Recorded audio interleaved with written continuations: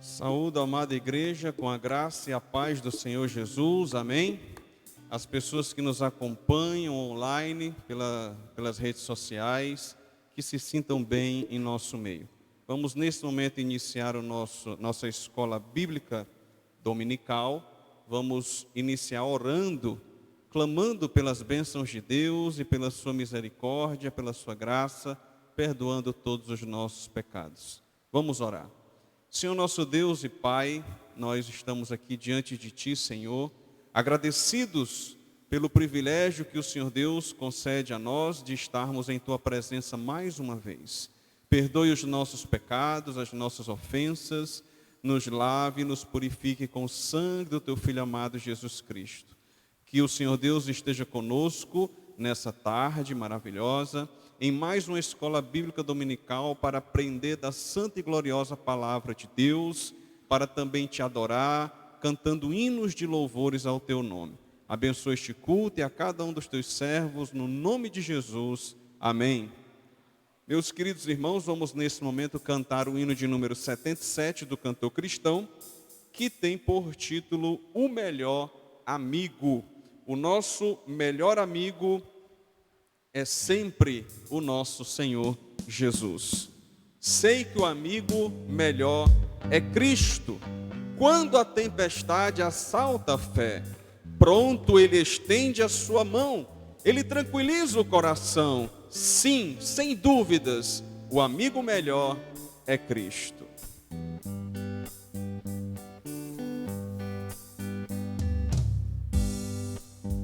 Sei que o amigo melhor é Cristo, quando a tempestade assalta a fé, pronto estende a sua mão, tranquiliza ao coração. Se um amigo melhor é Cristo, Jesus é o melhor amigo. Jesus é o melhor amigo. Sim, repreende com doçor e me anima com vigor. Se um amigo melhor é Cristo, oh, que amigo precioso é Cristo. Nele encontro amor, consolo e paz. Em seu braço esperarei, nenhum golpe temerei. Se um amigo melhor é Cristo, Jesus é o melhor amigo. Jesus é o melhor amigo. Sim, repreende com doçor e me anima com vigor. Se um amigo melhor é Cristo, pelo vale escuro e chegando às águas do Jordão, não receio, pois Jesus salva a pátria, me conduz. Se um amigo melhor é Cristo, Jesus é o melhor amigo. Jesus é o melhor amigo. Sim, repreende com doçor e me anima com vigor. Se um amigo melhor é Cristo, na mansão eternal eu junto com os santos transformados já. Este canto de louvor entoaremos ao Senhor. Sempre o amigo melhor é Cristo. Jesus é o melhor amigo. Jesus é o melhor amigo. Do pecado me salvou, para os céus me preparou. Se um amigo melhor é Cristo. Aleluias, glórias a Deus. O nosso melhor amigo é sempre Jesus Cristo. Irmãos, vamos cantar mais um hino antes de irmos para a nossa escola bíblica. Hino de número 239 do cantor cristão, A Luz do Céu. Vamos cantar esse hino para a honra e glória do Senhor Jesus.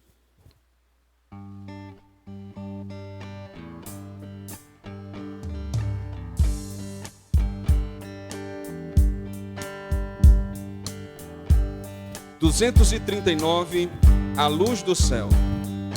Tu anseias hoje mesmo a salvação, tens desejo de banir a escuridão. Abre então de par em par teu coração, deixa a luz do céu entrar. Deixa a luz do céu entrar. Deixa a luz do céu entrar.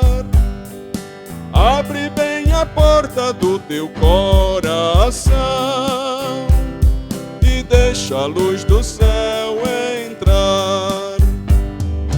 Cristo, a luz do céu, em ti quer habitar, para as trevas do pecado dissipar, teu caminho e coração iluminar. Deixa a luz do céu entrar. Deixa a luz do céu entrar. Deixa a luz do céu entrar. Abre bem a porta do teu coração e deixa a luz do céu entrar. Que alegria andar ao brilho dessa luz, vida eterna e paz no coração produz. Oh, aceita agora o Salvador Jesus e deixa a luz do céu entrar. Deixa a luz do céu entrar. Deixa deixa a luz do céu entrar. Abre bem a porta do teu coração e deixa a luz do céu entrar. Glórias a Deus, que nessa tarde maravilhosa você possa abrir a porta do seu coração e deixar a luz do céu entrar. Deixar Jesus entrar e fazer a obra na tua vida, o seu Espírito Santo, o nosso Deus eterno, a sua gloriosa palavra, que ela possa encontrar guarida no seu coração. Vamos agora nesse momento estudar a boa palavra do Senhor. Convido o nosso diácono Raul, nosso querido irmão Raul, que vai estar ministrando a palavra de Deus, a lição da Escola Bíblica Dominical.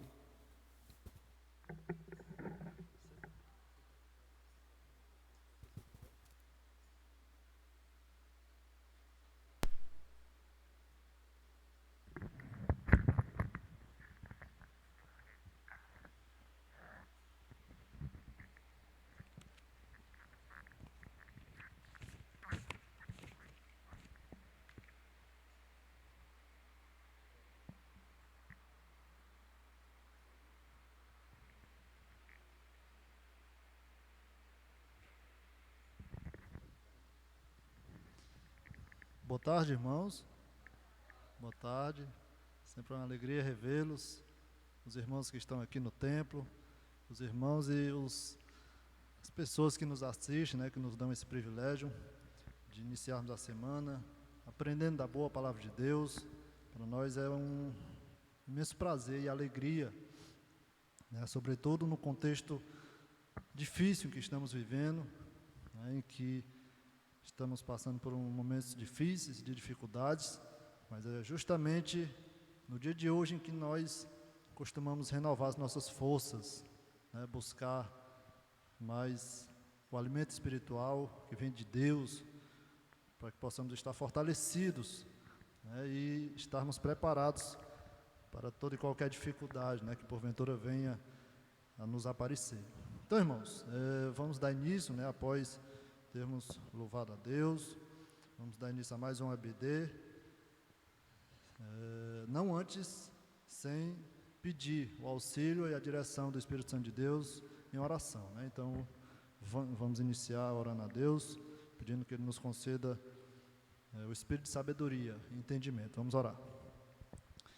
Soberano Deus, Todo-Poderoso, nós aqui nos encontramos, ó Pai, agradecidos por este momento, porque nós estamos aqui, Senhor, segundo a Tua santa vontade, para Te louvar, Senhor, para Te prestar um culto perfeito e agradável a Ti, Senhor. Que o Senhor possa estar, neste momento, Senhor, após o momento de confissão, de perdão de pecados, ó Pai, para que possamos iniciar o culto na Tua santa presença, que o Senhor possa nos conceder do Teu Santo Espírito de sabedoria, enfim, que possamos aprender mais de Ti, ó Pai, nos alimentar desse manjar espiritual, para que o Senhor venha nos capacitar, Senhor, a viver uma vida santa, reta e íntegra aos Teus olhos, ó Pai, e nos portar em meio a este mundo de trevas, ó Pai, que jaz no maligno, nos portar copiando o bom exemplo de Cristo Jesus, ó Pai, o nosso Deus, ó Pai, o nosso líder, ó Pai, que na verdade é o fundador de todas as coisas, é justamente o motivo pelo qual nós estamos aqui, vivos, respirando, ó Pai, e cultuando ao único Deus, digno de honra, glória e de louvor. Seja conosco, ó Pai, seja com o Teu povo, todos os que aqui estão no templo e as pessoas que nos assistem, nos acompanham, ó Pai, de igual modo, te cultuando, ó Pai. Fique conosco, não só hoje, mas sempre, livra-nos do mal, em nome do Senhor Jesus. Amém. Amém? Então, irmãos, vamos abrir as nossas lições, vamos finalizar esse trimestre com a última lição, que é a lição de número 13, os profetas menores.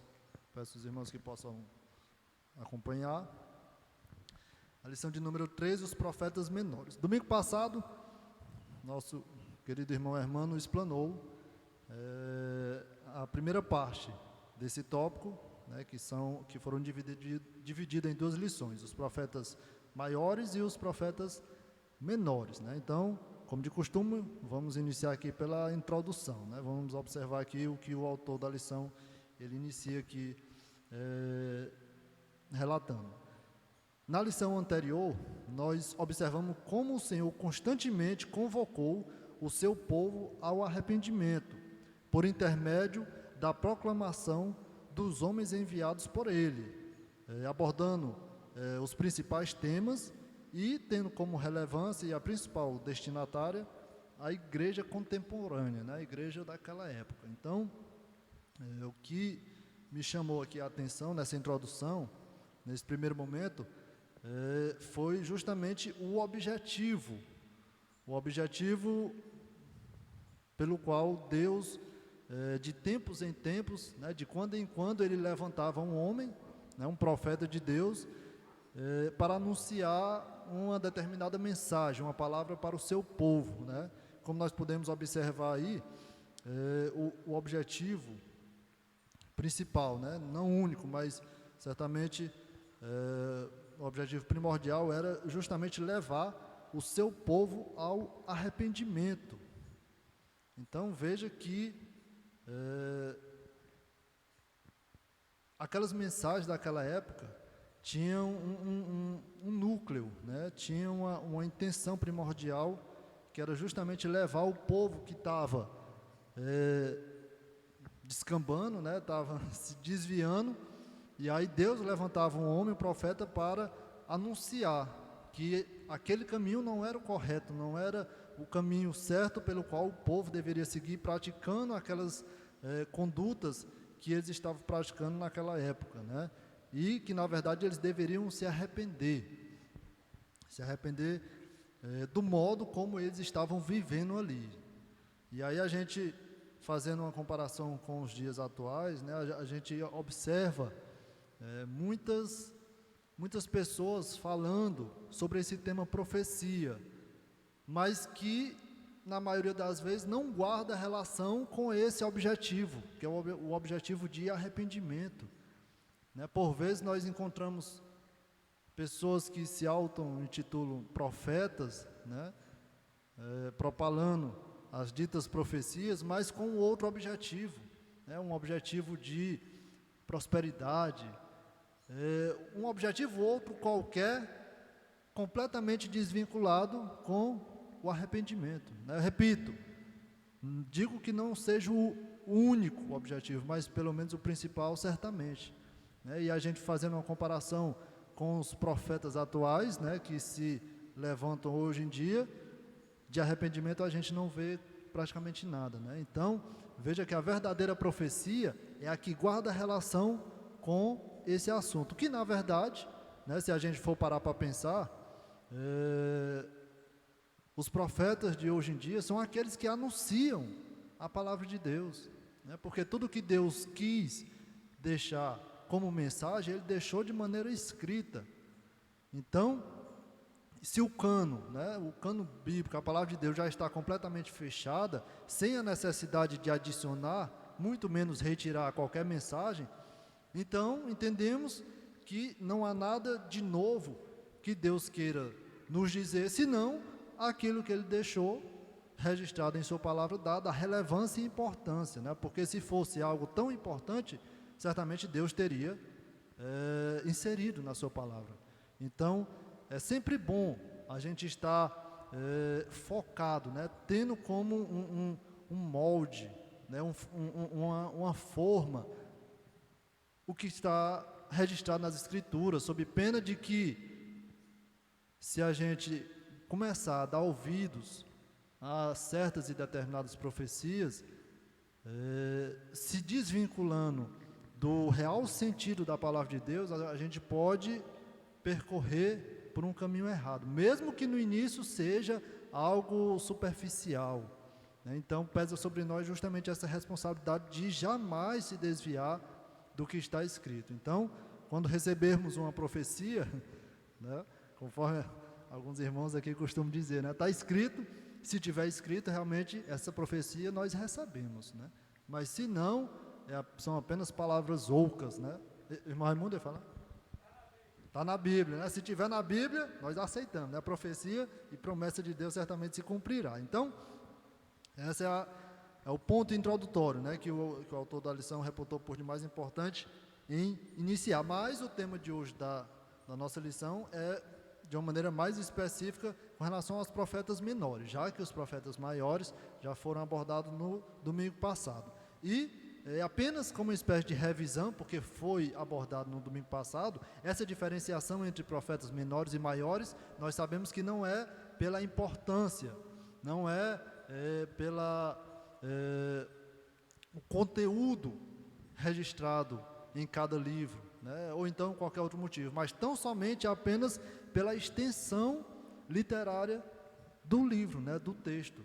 Alguns realmente são maiores e outros menores, então foi esse o motivo pelo qual esses profetas foram divididos, né, entre profetas maiores e menores. Mas todos todos os livros, né, digno de inteira aceitação, sem qualquer distinção, apesar da terminologia, maior ou menor.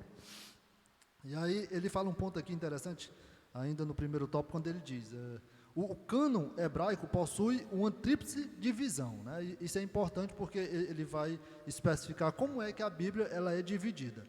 A primeira é a lei, que justamente são os 5 livros de Moisés. A segunda parte é a dos profetas, subdividida nos profetas anteriores e posteriores. E a terceira é conhecida como os escritos, que são os 11 livros, né? Aí ele cita aqui os exemplos, Salmo, Provérbio, Jó, Crônicas.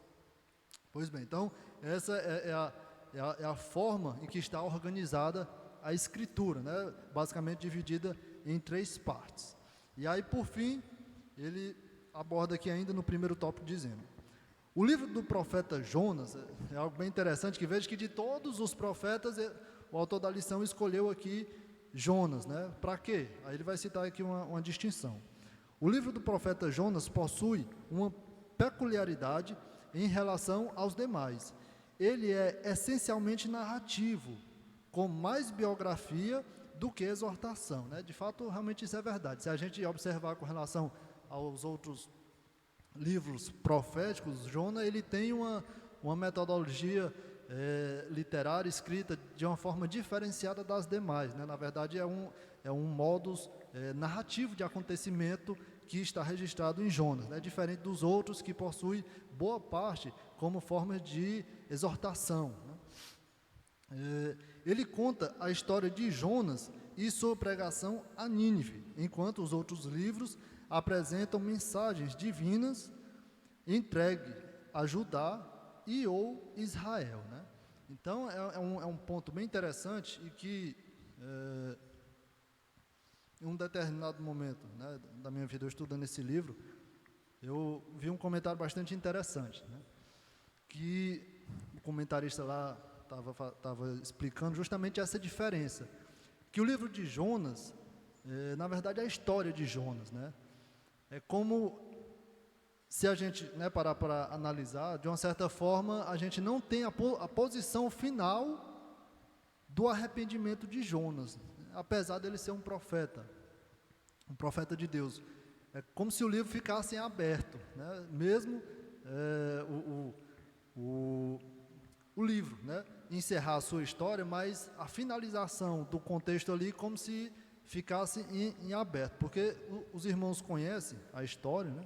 Deus levantou Jonas, porque já não estava aguentando mais a conduta pecaminosa, né, e completamente desregrada de Nínive. E aí, como um verdadeiro profeta, cumprindo o seu papel principal ali, e aí a gente reforça mais uma vez aquele objetivo principal, né, que é o arrependimento. Deus levantou Jonas para justamente pregar em Nínive.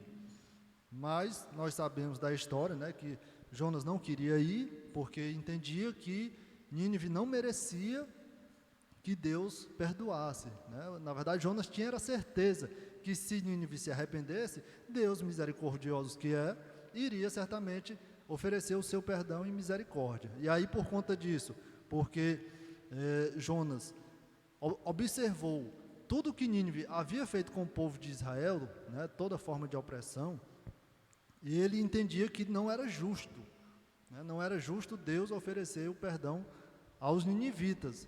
E foi por isso que Deus, o mandando para lá, ele foi para o outro lado. E aí aquela historinha, né? Deus botou ele lá no monstro, botou o monstro para ir para a ilha, né? Ele não, o monstro marinho não levou ele até Nínive, né? Na verdade, levou ele até o mesmo local, e aí Deus, olha, agora tu vai, né? Ou seja, ele não pegou essa carona não, ele foi para o outro lado. E aí o monstro voltou ele para o mesmo lugar, e aí Deus, olha, agora vai. E aí ele foi, nós sabemos, né? Ele pregou de má vontade. Uma cidade grande que era para percorrer com a pregação em 3 dias, ele fez apenas em 1 dia, e uma pregação de apenas 6, 7 palavras, né? E aí no final, depois de pregar, ele subiu, né, a um monte, como se tivesse a intenção de assistir de camarote, para ver se Deus não mudava de ideia, né? Porque a princípio, quando Deus levanta o profeta para pregar, e é o que nós vamos ver no próximo tópico aqui, é justamente concedendo uma segunda oportunidade para aquelas pessoas que estão vivendo de uma forma incoerente, né? De uma forma completamente diversa dos parâmetros da Escritura. E aí Deus levanta o profeta, anuncia, olha, ainda é tempo de se arrepender, ainda há oportunidade de perdão. E aí Jonas, não sei, né? Com o mesmo pensamento ainda, ele diz, não, eu fui lá, preguei, mas pode ser que Deus ele mude de ideia, né? E aí finaliza a história, né? Dizendo que os ninivitas se arrependeram, né? Deus os perdoou, e Deus, aonde Jonas estava assentado, né? Esperando ver se Deus iria descer fogo do céu e destruir a cidade, Deus fez descer, na verdade crescer uma rama, por conta daquela região que era muito quente, né, ensolarada, uma região árida, deserta, né? E aí, num dia, e lógico, Jonas, ele ficou muito feliz com o nascimento da planta, porque ele proporcionou, né? Sempre as coisas que nos traz prazer, realmente a gente fica muito feliz, né? E aí não foi diferente com Jonas, né? Jonas ficou demasiadamente alegre por conta dessa planta. Mas no outro dia, né, pouco tempo depois, Deus mandou um verme, a planta morreu e Jonas ficou irado novamente, né? E aí, no final do livro, termina essa história, Deus perguntando para Jonas, né? É razoável essa tua ira? E aí Jonas diz, é razoável até a morte, né? Ou seja, então veja que, apesar de ser um profeta, mas ele se manteve ali com uma certa dureza, né? Uma certa rigidez. Então, e o livro praticamente termina assim. E no final do comentário, né, que eu estava assistindo, o comentarista sugeriu que é como se Deus nos concedesse a oportunidade de que nós, na pele de Jonas, né, que nós não somos diferentes, nós não somos melhores do que Jonas, Deus nos concede a oportunidade de fazer justamente diferente, né, de, na verdade, agir da forma como Jonas não agiu, né, que foi de uma forma de compaixão, né, mesmo pessoas que no primeiro momento não mereçam o perdão de Deus por conta da sua conduta, mas isso não nos dá autoridade para tecer sobre eles um julgamento, né, como se eles não tivessem direito ao mesmo perdão que nós fomos agraciados, né? Então, se nós conseguimos o nosso perdão, na verdade foi pela graça e não pelo mérito, então qualquer outra pessoa, independentemente de qualquer situação ou contexto, tem igual direito de receber, né, essa graça de Deus. Então, o primeiro tópico aqui da lição falou sobre esse livro de Jonas por conta da escrita, né, desse contexto, e eu terminei aqui me lembrando dessa comparação, né, dessa interessante característica do livro de Jonas, né? Então, essa é a justificativa por que são os profetas menores, né? Que é o tópico 1, que é o tópico 1. E aí ele vai abordar aqui outras 2 características, que é o tópico 2 e o 3. A segunda fala sobre os gêneros da profecia. Ele vai abordar aqui em torno de 6 gêneros. O primeiro aí, o tópico A, ele fala sobre o discurso de condenação. Os profetas usavam esse discurso a fim de instruir o povo de Deus como o Senhor avaliava o comportamento iníquo para adverti-lo quanto a um desastre iminente e para exortá-lo a abandonar a impiedade antes que chegasse à condenação, né? Então, foi justamente o que eu já comentei aqui, que Deus, ele termina aqui nos concedendo uma segunda chance, né? Uma oportunidade de receber dele justamente o perdão, com base nesse tópico A aqui, tendo por um fator importante, justamente o arrependimento. Então veja que Deus, ele exerce a sua graça e a sua misericórdia, justamente nos concedendo uma segunda chance, né? Uma segunda oportunidade, e quantas vezes essa segunda oportunidade de fato se repete.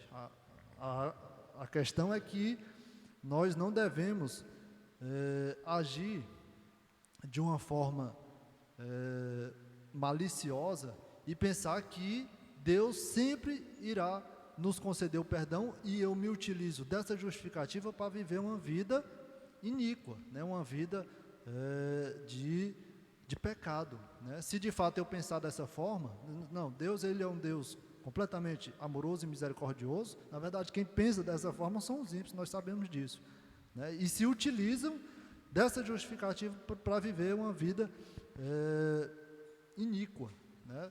Pensando que no final, porque Deus é misericordioso, irá salvar justamente a todos, né? E nós sabemos que não é dessa forma. Tanto é que Sodoma e Gomorra Deus fez desaparecer por conta da iniquidade, né? Ou seja, estourou ali. Deus realmente não suportou, por conta da sua santidade, o comportamento iníquo de Sodoma e Gomorra. Então, o tópico A é o discurso de condenação. O tópico B, ele fala sobre a ação judicial com base na aliança. O profeta é enviado para apresentar uma convocação, uma intimação ao tribunal divino, para que o povo enfrente o julgamento pelo fato de continuamente transgredir os termos da aliança, né? Uma palavra que me chamou a atenção nesse ponto aqui foi continuamente, né? Veja que é uma conduta, né? É um modus de vivência que já vem desde os primórdios, desde o início, né? E ele está se reportando aqui ao povo de Deus, ele não está falando aqui para os fariseus, não. É o povo de Deus que continuamente estava aqui transgredindo os termos da aliança, né? A quem Deus havia feito a aliança ali. Então isso nada mais reforça o primeiro tópico, que é justamente Deus ali concedendo a oportunidade de perdão, né, de graça, mediante o arrependimento, apesar de fato das nossas quedas contínuas, né? Veja que nós somos uns seres completamente assim, paradoxal. A gente de fato termina aqui não tendo uma descrição, um conceito fechado para descrever a nossa conduta, a nossa vida. Porque se pararmos para pensar, Deus, ele nos concede tudo, né? Principalmente a salvação. E o mínimo que nós podemos fazer é viver uma vida de gratidão, e nem isso a gente consegue viver com perfeição, né? A gente, de fato, continuamente caímos, essas quedas são reiteradas, né? E aquela vida de gratidão que nós deveríamos sustentar por conta da salvação que Deus nos concede mediante graça, a gente não consegue desenvolver, né? Então, mas mesmo assim Deus, ele nos concede uma segunda oportunidade. E quando ele vê que está muito, a vida está muito desregrada, a mente está tão cauterizada, aí ele levanta o profeta para ver se a gente muda o entendimento, né? Para a palavra dele tocar o nosso coração e quebrantar e ver realmente e agir como, né? Eu me lembrei de Davi aqui, quando Natan, né, falou sobre aquela historiazinha lá, e aí foi quando ele caiu em si, né? Realmente pequei contra o Senhor apenas pequei, né? Então, por vezes Deus levanta o profeta, e eu creio que isso existe hoje em dia, né? Repito, o profeta, quando ele vem ser boca de Deus, quando ele vem trazer a palavra de Deus para nossas vidas, né? E aí quando de fato isso acontece, certamente por conta da ação do Espírito de Deus, ele quebranta o nosso coração, e aí a gente verdadeiramente se arrepende por conta da eficácia dessa mensagem. Por fim, o tópico C fala sobre o terceiro gênero, que é o gênero da disputa. Um gênero bem interessante também, para que os irmãos acompanhem, na penúltima frase ele diz aí, antes de apelarem ao tribunal, as duas partes costumavam se envolver em uma acalorada discussão verbal para tentarem convencer uma a outra. São poucos os registros de disputa entre Deus, veja que as partes aqui, né, com relação a essa questão de disputa, é Deus, lógico, porque está atrelado à palavra de Deus. São poucos os registros de disputa entre Deus e o seu povo, a respeito de alguma violação da aliança. Ele vai citar aqui 2 exemplos, eu faço questão de ler, porque eu achei bem interessante aqui, eu trago os irmãos a essa reflexão. Vamos abrir lá em Malaquias, capítulo 1 mesmo.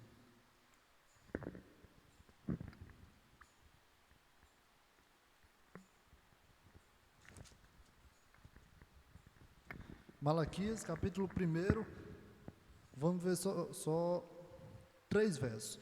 O verso 2, o que diz aí? Malaquias 1 e 2, né? Capítulo 1, verso 2, ele diz aí: Eu vos tenho amado, diz o Senhor, mas vós dizeis: em que nos tem amado? Não foi Esaú irmão de Jacó? Disse o Senhor: todavia amei a Jacó. Né? Só esse verso 2. Então veja, para exemplificar esse contexto, né? Esse gênero com relação à disputa, aqui era como se fosse um diálogo mesmo pessoal, foi um diálogo de fato pessoal entre Deus e o seu povo, né? E aí Deus, se voltando para o seu povo, exortando, diz: olha, eu muito vos amei, né? Eu vos tenho amado. E aí o povo, duvidando do amor de Deus, o povo se volta para Deus e diz: Senhor, não entendi essa sua expressão, essa sua afirmação. O Senhor disse que nos amou. Como? Porque está escrito, diz que o Senhor amou a Jacó, porém aborreceu a Esaú. Que amor é esse que faz distinção, né, entre pessoas e pessoas? Então veja que o povo falava do que não entendia, né? E caiu muito bem esse exemplo, porque de fato demonstra a dureza de coração do homem, que ele fala, inclusive, até com relação ao próprio Deus, coisas duras demais, né? Veja só, o Deus Criador de todas as coisas, olhando para a sua criatura, e a sua criatura se rebelando contra ele, né? Replicando: Senhor, como é que o Senhor nos amou, né? Como é que o Senhor nos tem amado, né? Duvidando desse amor de Deus para com relação a ele, um exemplo bem interessante. E aí, como se não bastasse, lá no capítulo 3, 2 versos, verso 8, capítulo 3, verso 8, como é que ele diz aí? Roubará o homem a Deus, né? Deus fazendo uma pergunta: roubará o homem a Deus? Todavia vós me roubais e dizeis: em que te roubamos? Nos dízimos e nas ofertas, né? Então, o que está escrito aqui? Deus primeiramente faz uma pergunta para o seu povo: poderá o homem roubar a Deus? Né? E aí o seu povo responde, né? Senhor, nós estamos te roubando em quê? Nós? Roubando a ti? Não, não pode. E aí Deus responde: estão roubando sim, nos dízimos e nas ofertas, né? Então, outro exemplo para deixar claro que por vezes nós estamos se levantando com relação a Deus, e veja que nós não temos nada de melhor, né, com relação a esse povo aqui, ao povo que estava ali se rebelando para com Deus. Porque se eu assim pensar, eu vou estar me acobertando de justiça própria, como se o meu modo de vida fosse melhor do que o modo daquele povo que andou errante no deserto, que Deus disse que não iria entrar na terra prometida, né? E nós entendemos que nós não temos nada de melhor do que eles, né? Porque o pecado que estava neles também está em nós, né? Então a gente, na verdade, deve tirar essa capa de justiça própria e pensar que nós, porque estamos lendo algo que aconteceu no passado, somos melhor do que eles, porque nós não fazemos o que eles fizeram. Mas certamente fazemos coisas pior, talvez, que eles certamente não chegaram a praticar. Então, outro ponto aqui que eles replicaram contra Deus. E o último é o verso 13, do mesmo capítulo 3. Ele diz: as vossas palavras foram duras demais para mim. Veja o próprio Deus dizendo, né? Dura demais para mim, diz o Senhor. Mas vós dizeis: que temos falado contra ti? Veja o cinismo do povo, né? E o povo, eu falo aqui, incluindo todos nós, né? Deus dizendo: olha, vocês falam besteira demais. E o povo olha para Deus e diz: Senhor, nós falando contra ti, o que nós temos falado? Veja o modus do povo se dirigir ao rei, ao Criador de todas as coisas, né? Com um cinismo tal, a ponto de que não conseguia reconhecer o seu comportamento completamente carnal e ímpio, porque Deus o estava repreendendo. Quando muito, se eles tivessem humildade suficiente, eles teriam reconhecido: de fato, Senhor, procedemos loucamente, porque estamos nos voltando, nos rebelando contra o próprio Deus. Mas na verdade assim não fizeram, né? Então isso serve como um exemplo para que, às vezes, por situações e contextos difíceis em que nós vivemos, a nossa mente de fato se endurece, né? Se cauteriza a ponto de, às vezes, querer se voltar até contra o Deus, né? O Deus de Israel, o Deus criador de todas as coisas. Então, esse gênero é bastante interessante. E aí, finalizando aí o penúltimo tópico, ele fala sobre o oráculo de Deus, né? Ele cita só um exemplo, que em Amós apresenta um oráculo de Ai, né? No qual as pessoas ricas e soberbas de Samaria celebravam, em vez de chorarem pela destruição iminente do reino do norte, né? Isso aqui foi um exemplo, né? Um gênero dessa profecia. Cristo terminou se utilizando do mesmo gênero quando ele se voltou para os fariseus, né? E aí está registrado lá em Mateus. Mateus é Lucas, onde ele diz: ai de vós, fariseus. Aí ele vai tecendo todos os comentários das condutas negativas em que os fariseus praticavam naquela época, né? Então o gênero é o mesmo, né? E por fim, o último gênero é a convocação ao arrependimento, né? Outra vez o arrependimento em tema aqui, né? Mensagem é uma mensagem simples.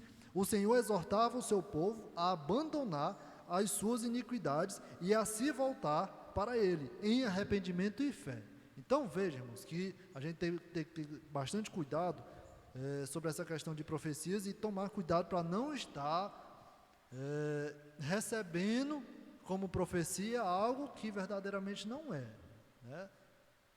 Essas profecias nós podemos observar aqui que ou ela conduzia o povo ao arrependimento, né, apontando os erros, apontando os pecados. E veja que se a gente fizer uma comparação das profecias de hoje em dia, né, que muitos profetas dizem profetizar, veja que não guarda relação com essas registradas na Escritura, né, o objetivo ali central dessas profecias. Então nós devemos tomar cuidado para não nos desviar desse sentido profético. E o último tópico, com relação aos temas, né? Temas dos profetas menores. Quais eram os temas que eles abordavam?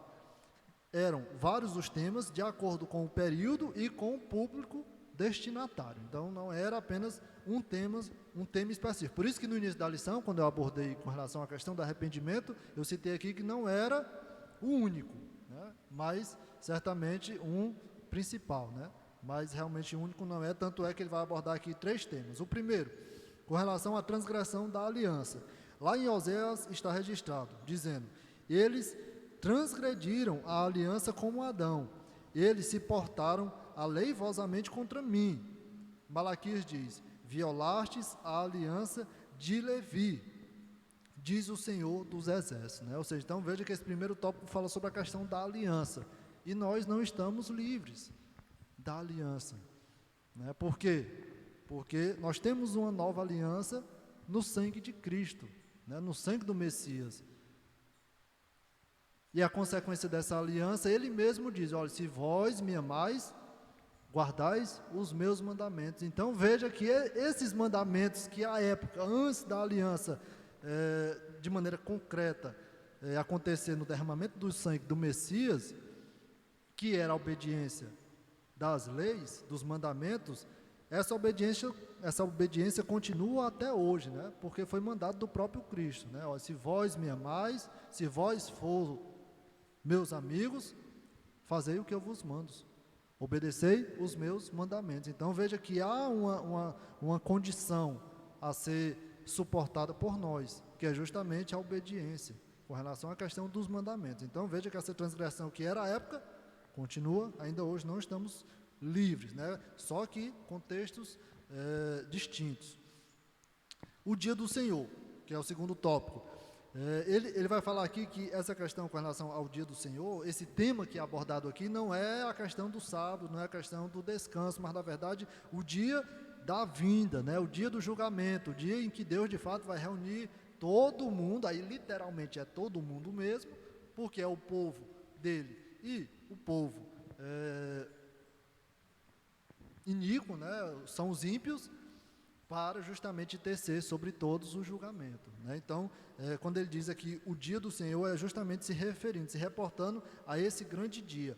Deus julgará os pecados, onde quer que ele seja encontrado, tanto na vida dos ímpios, quanto na vida do povo da aliança. Então, veja que nós não vamos escapar desse julgamento, né? Sabemos que, de fato, o destino, né, a sentença, certamente vai ser distinta do povo ímpio e do povo de Deus, porque o preço, né, o pago que nós deveríamos quitar, já foi quite, né, já está pago, conforme o próprio Senhor Jesus Cristo diz, ó, está consumado, né, está pago, está quite, não há mais nenhuma condenação, foi o que disse o apóstolo Paulo, né, lá em Romanos 8:1, já nenhuma condenação há para aqueles que estão em Cristo Jesus, né? Então feliz é aquele que se encontra contado dentro deste povo, né, que não tem mais nenhuma condenação, mas infelizmente existe a maioria que não está inserido dentro desse contexto e que vai receber uma outra sentença, vai ter que de fato pagar pelo próprio sangue, porque não decidiram se render aos conceitos, aos mandamentos, né? Porque na verdade não era da vontade de Deus, né? Sejamos bem sinceros, porque se fosse da vontade de Deus, certamente eles teriam se arrependido, né? Porque sabemos que o arrependimento não é fruto da obra humana, da inteligência, do raciocínio, de qualquer outra bem-aventurança, mas tão somente pela ação do Espírito Santo. Então, com relação ao dia do Senhor, é justamente isso que vai acontecer e que é abordado também lá nos profetas menores. Estamos sempre dentro desse tema, né? E por fim,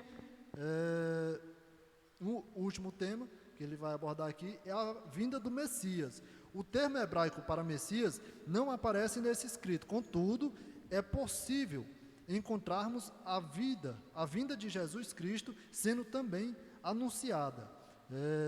Em Miqueias profetiza que no tempo devido Deus levantaria em Belém um poderoso governante messiânico, né? Ou seja, já apontando de fato para a vinda do Messias, né? Para a vinda de Cristo. Veja que é um outro tema que estava abordado ali naquelas profecias daquela época. Veja a importância dos temas que eram abordados ali. Hoje em dia, se a gente entrar, infelizmente, né, em algumas determinadas denominações religiosas que se dizem cristãs, eles vão estar lá profetizando, quando muito, profecias materiais, né, prosperidade, ou cura, ou alguma outra coisa do tipo. E as profecias, o tema, né, o âmago, o centro das profecias daquela época ali, o que era? Era arrependimento, era a vinda do Messias, era conversão, era apontar o erro, né? Então veja a diferença, a distinção que há entre essas profecias e as de hoje. Lá em Zacarias, diz que ele profetizou sobre a obra justificadora do Messias, a maneira como ele estabeleceria a paz entre os ofícios de sacerdote e rei, apresentando-se como sacerdote e rei do povo, e sobre a malignidade do povo em rejeitá-lo como seu pastor, né? Então já estava escrito, né? Ou seja, veja que a palavra de Deus ela termina aqui provando a sua veracidade, né? Por conta do que ela apontava ter de fato ocorrido, ter se concretizado. E aí é com base nisso que a gente de fato termina aqui tendo a certeza maior que tudo o que estava escrito aconteceu e o que está escrito ainda não aconteceu, mas é uma certeza absoluta, né? Justamente olhando para trás e ver que se concretizou essas profecias aqui com relação a esse tema, né? E conclusão: os profetas menores figuram como essenciais para que a igreja contemporânea possa ser fiel em suas obrigações pactuais com o Senhor Deus, né? Veja que essas profecias, em um primeiro momento voltadas para a igreja daquela época, o tema do livro não perdeu o seu objeto, tendo como destinatário a igreja atual, né? Veja que este livro passa pelo tempo, pelos séculos, mas não perde o seu sentido, não perde o seu objeto, continua sempre cumprindo o seu papel ali, que é justamente exortando as igrejas, né?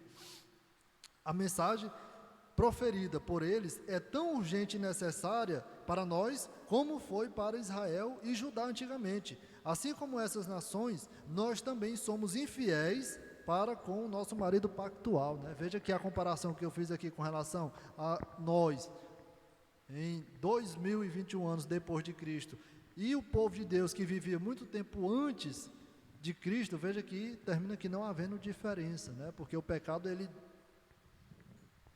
contaminou de tal forma as nossas faculdades que nós não temos qualquer qualidade, né? Qualquer ponto que possa ser superior ou melhor àquele sustentado pelas pessoas daquela época, né? Então, por isso nós não devemos ficar se gabando, mas isso eu não faço, mas isso eu nunca fiz, né?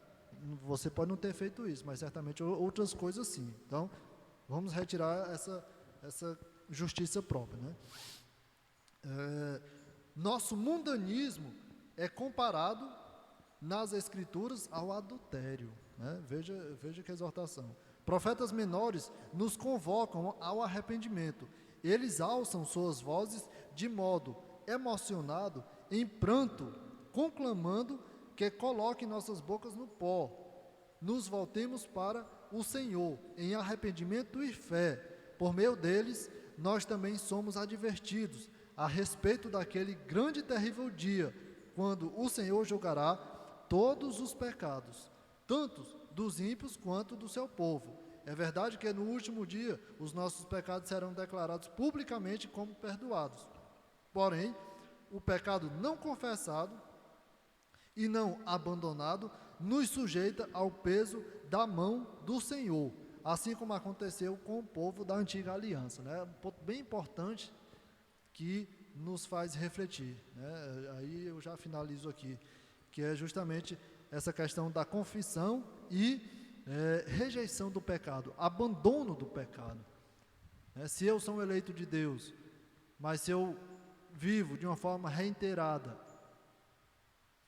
no pecado, lógico, a eleição de Deus, ela termina aqui sendo incondicional, né?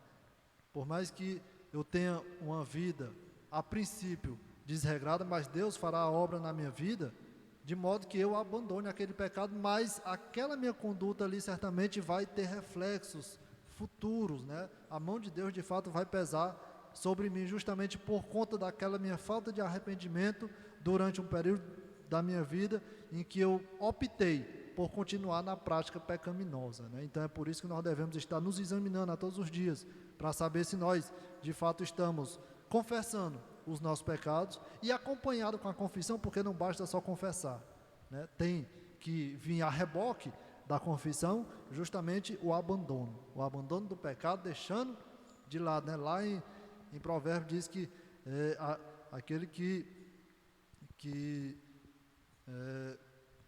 não estou lembrando aqui o texto, só o final, que confessa os seus pecados e os deixam, né? Ou seja, eu tenho que deixar o pecado, de fato, esse sim alcança misericórdia. Então, nós não devemos estar nos enganando a nós mesmos, pensando que estamos confessando o nosso pecado a Deus, quando na verdade estamos sendo hipócritas, pensando que estamos cumprindo um regramento religioso, né? Uma simples religiosidade oca em confessar os pecados e continuar vivendo uma vida de carnalidade, né? Então, certamente é uma exortação para nós, foi para o povo de Deus naquela época, continua sendo para os nossos dias, dada a importância, né? E dada a atualidade do contexto e do tema abordado, né? Que termina aqui não sendo diferente daquela época. Sempre Deus está ali batendo cabeça com o seu povo, exortando, orientando, dizendo que não é por ali, é por aqui, né? Mas o povo de Deus parece que quando entorta a cabeça assim, não quer desentortar, e Deus com o cajado vem para tentar endireitar, né? Mas a exortação que fica é justamente essa, irmãos, que aquela mensagem que era profetizada nos profetas maiores e menores é tão atual para não só aquela igreja daquela época, mas também para a igreja de hoje em dia. Por isso que esse livro nunca caduca, né? Esse livro nunca sai de moda, esse livro nunca perde o seu objeto, né? Dada a importância, é que cada vez quando a gente se maravilha mais com relação a esses conceitos, essa vida prática, realmente que entendendo que isso faz sentido, é que a nossa alegria, o nosso prazer vai aumentando de dia a dia, né? E a gente vê que realmente nós estamos indo no caminho certo, rumando, caminhando, confiando nas promessas de Deus, e tudo isso que acontece aí, né? As dificuldades, pandemia, gente morrendo, infelizmente perdendo pessoas próximas, mas quando a gente põe o foco nas promessas de Deus, e a gente sabe que depois desta vida nós estamos aqui de fato só como peregrinos, não vamos ficar aqui e nem vamos levar nada daqui, mas justamente olhando para o que vem pós-morte, observando e acreditando fielmente nas promessas de Deus, é que de fato o nosso coração, ele se regozija, né? Ele vibra por conta da atenção que Deus teve para com nós que não merecíamos nada, né? Se nós de fato fôssemos requerer justiça de Deus, nós deveríamos estar há muito tempo já mortos, como Ananias e Safiras foram fulminantemente ali eliminados porque quiseram enganar a Deus, né? Mas veja que com relação ao seu povo, Deus tem um carinho, né? Uma ação, uma prática particular, concedendo a eles misericórdia. É por isso que é o que nos faz vir nesse calorzão aqui, adorá-lo e cultuá-lo, porque realmente Ele é digno de toda honra e glória e louvor, e certamente continuará. Amém, irmãos? Amém. Então vamos ficar de pé, vamos orar a Deus, agradecer, orar a Ele em mais este momento, finalizando essa EBD. Logo mais nós daremos continuidade ao nosso culto. Vamos orar e em seguida eu passo a palavra ao pastor. Soberano Deus Todo-Poderoso, muito obrigado, Deus maravilhoso, por mais este momento, Senhor, pela Tua palavra que o Senhor nos concede, ó Pai, que não vem da sabedoria humana, que não vem, ó Pai, de qualquer expertise, de qualquer qualidade, ó Pai, do ser humano, mas na verdade da ação do Teu Santo Espírito, que opera em tudo e em todos, ó Pai. Muito obrigado, Senhor, porque o Senhor nos concede esse entendimento, que infelizmente não é dado a todos, mas foi da Tua santa vontade, ó Pai, conceder apenas aos Teus, e nós estamos aqui te louvando, te agradecemos, porque nós cremos piamente, confiando, ó Pai, que nós estamos contados neste seleto grupo, Senhor, não por mérito próprio, Senhor, mas na verdade pelos méritos do Messias, pelos méritos, ó Pai, daquele a quem é o único que consegue, ó Pai, suportar e satisfazer a Tua justiça, porque na verdade é o próprio Senhor Deus. Muito obrigado porque o Senhor pagou o preço em nosso lugar. Muito obrigado, Senhor, porque o Senhor nos concedeu a Tua santa palavra, dentre elas diversos livros, e no meio deles, ó Pai, os profetas maiores e menores que finalizamos aqui este trimestre, ó Pai, esta palavra maravilhosa que não temos como esgotar a fonte de sabedoria, ó Pai, passamos a vida inteira lendo, estudando, mas a cada dia a gente aprende um conceito novo, um ensinamento mais maravilhoso, um após o outro, Senhor. Muito obrigado, Senhor, não somos dignos de qualquer favor Teu, mas é a Tua graça que nos alcança, ó Pai, a ponto de nos constranger pelo amor que o Senhor concretiza, ó Pai, que o Senhor demonstra de forma prática em nossas vidas, ó Pai. Muito obrigado porque somos destinatários desse amor de maneira imerecida. Abençoa o Teu povo, Senhor, apesar dos momentos difíceis, ó Pai, em que estamos passando, mas nós sabemos quem é a fonte da vida, nós sabemos em quem temos crido, ó Pai, e nós sabemos que é poderoso para guardar nossa coroa até o dia final, Senhor. Nós cremos E é por isso que nós estamos aqui. E suplicamos apenas que o Senhor complete a boa obra que um dia o Senhor iniciou em nossas vidas, porque se depender de nós, nós já estamos caídos, Senhor. Mas é justamente pela Tua força, Senhor, pelo Teu poder, é que nós estamos de pé erguidos aqui, porque é justamente a Tua destra que nos sustenta, ó Pai. Seja conosco, ó Pai, livra-nos do mal, perdoa os nossos pecados e, sobretudo, concede-nos o verdadeiro arrependimento. É o que nós te louvamos e te pedimos, em nome do Senhor Jesus. Amém. Amém, irmãos, amém. Muito obrigado pela oportunidade. Passar a palavra ao pastor.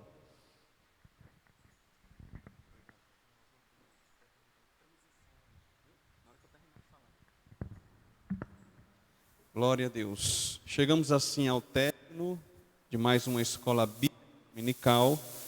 Daqui a pouquinho nós vamos só dar um intervalo, né? E aí daqui a pouquinho a gente vai começar o nosso culto em ações de graças. Fique atento aí no perfil da Igreja Batista Regular Ebenezer, para que você possa acompanhar dentro de instantes o nosso culto em ações de graças.